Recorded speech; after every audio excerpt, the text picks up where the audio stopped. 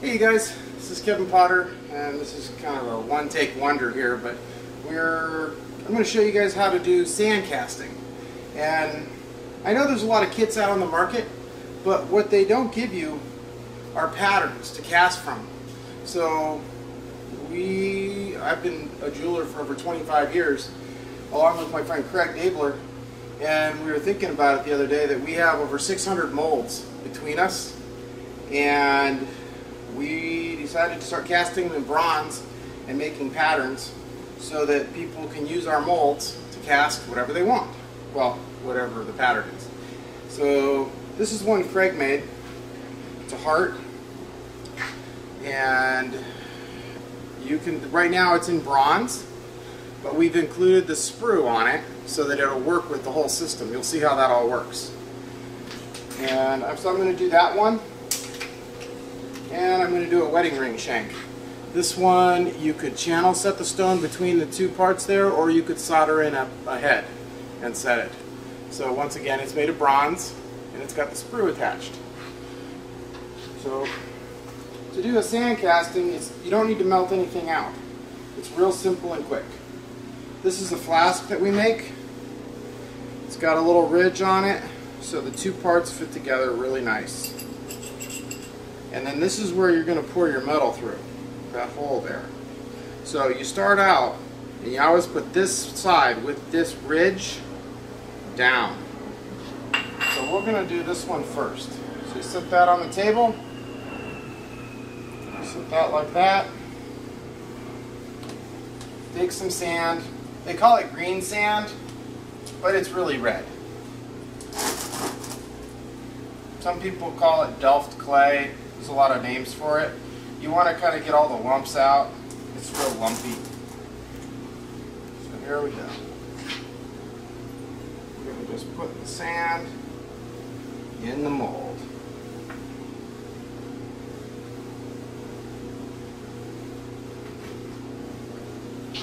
I like to use a hammer to ram it down, but I'm going to make a kit. Little attachment so you can do this in the hydraulic press. That way you get super rammed sand. Try not to hit the edge of the flask. Mess things up, so just keep packing it with sand. You're going to get sand all over the place. It's okay. It's not my table, this is Doug's table.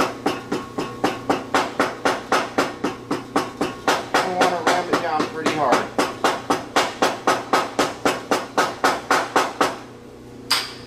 You can see it coming out the front there.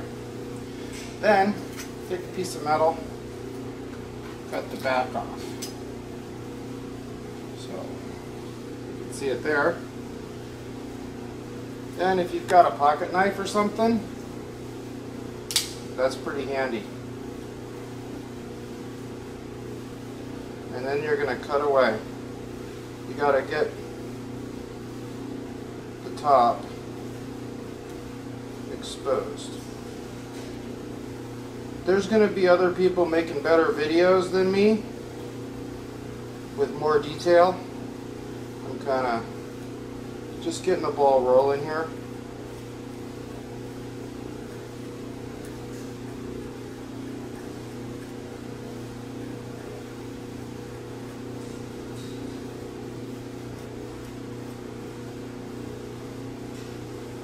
So what I'm doing, we're going to make it so that we can put the other half on here.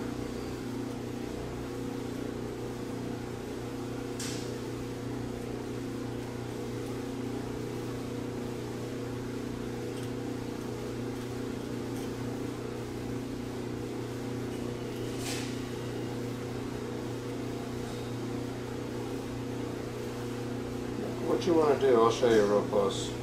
This would be a more difficult one than most, but we're still talking real basic kind of stuff here. Smooth out with your hand, then I'm going to cut a little trough area. This is where your metal's going to pour in.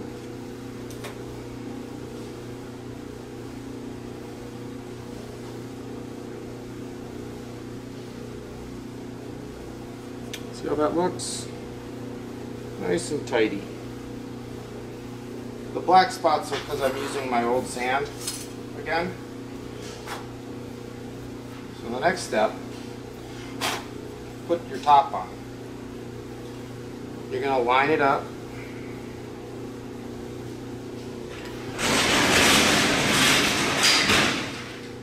Don't mind that noise, that's someone going out the back door.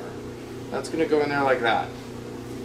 You're going to take baby powder. We're going to call it parting powder, but it's just baby powder.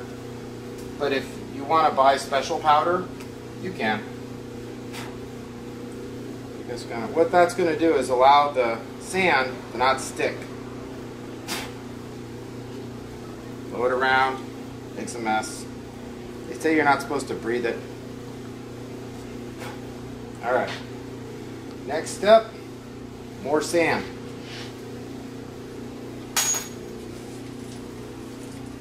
I'm going to bust up the lumps.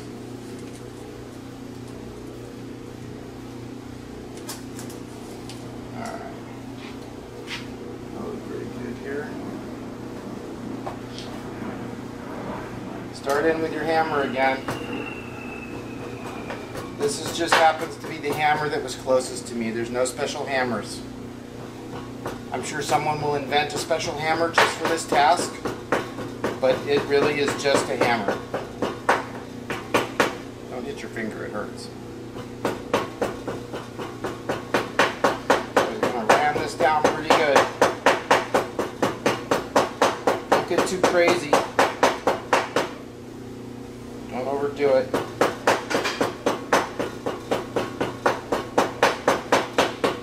Probably have to do a few of these to get good at them.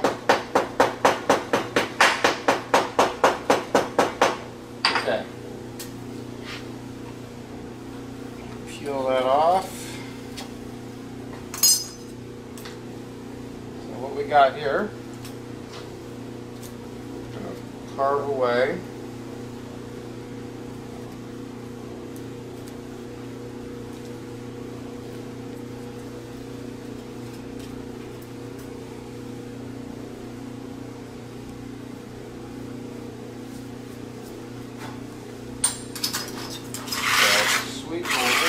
Here. I even got sand in my crucible. You don't want that. Alright, so what we got now, we have our pattern, and that's the sprue sticking out. We have the two halves. Now you're going to carefully separate them. See? There's the other half of the heart, and there's the heart. Now, we're going to take this out, and we're going to try not to mess up everything.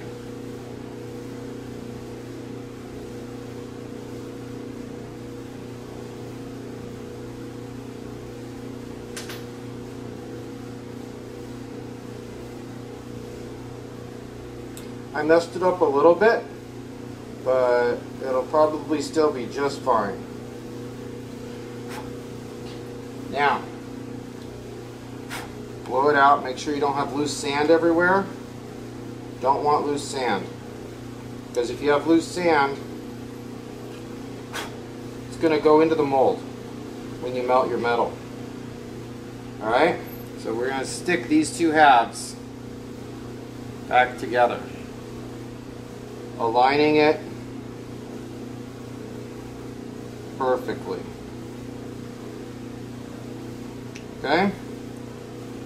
Perfect. Then, take these two metal pieces, pull them together. I'm just using one of these quick clamps that I actually had pre-adjusted for this purpose, but I seem to have messed it up. There we go.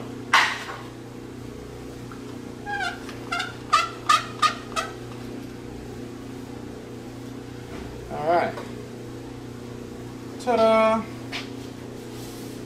The sand really sticks to your hands. It's kind of weird. It's got oil in it. Alright. So your next step is get some silver. This is a great way to use up all your scrap silver, so you don't have to send it to the refinery. This just happens to be little pieces I had laying around. This is a coin I rolled out. And here is the torch.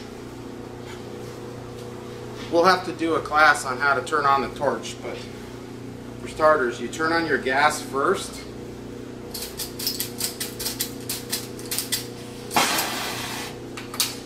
There we go. Then you turn on your oxygen. It's the green hose. You can do this without oxygen though. You can use an acetylene and air torch. That's probably what most of you guys have. They work fantastic. This just happens to be what I have today. You don't want to have, this is an oxidizing flame, hear it? It's like a jet engine. Bad. Don't want that. It'll burn your oil, it'll burn up your silver.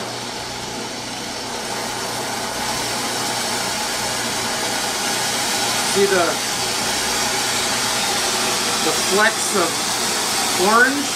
That's a good temperature. That's called a reducing flame. My crucible's pretty cruddy, but you'll probably have a nice clean one. Joni did a great video on how to borax and clean your crucible. It's on our website. I'm going to throw in a little more silver.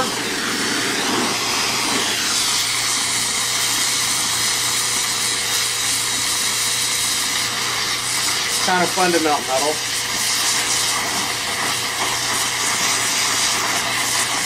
Now when you go to do this, it's really important that you get your metal hot enough, but not too hot.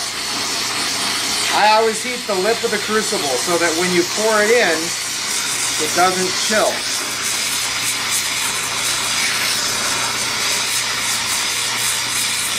This is just a gravity casting, so it's very important. You don't get second shot at this.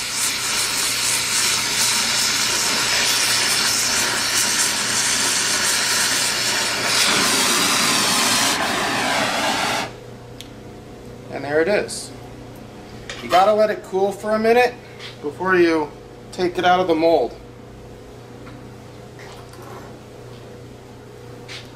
That fire that you see around the edge of it, that's the oil burning from the sand. No big deal. No big deal. I know it's really difficult. Oops, sorry about that.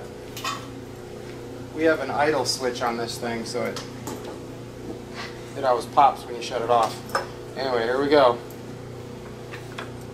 I should probably wait a little bit longer, but I can't bear to.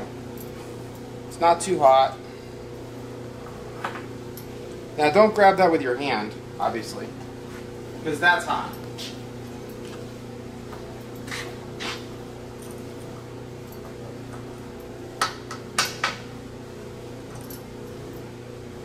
So that's what it looks like. Nice and clean. Still smoking. Let me quench it in water.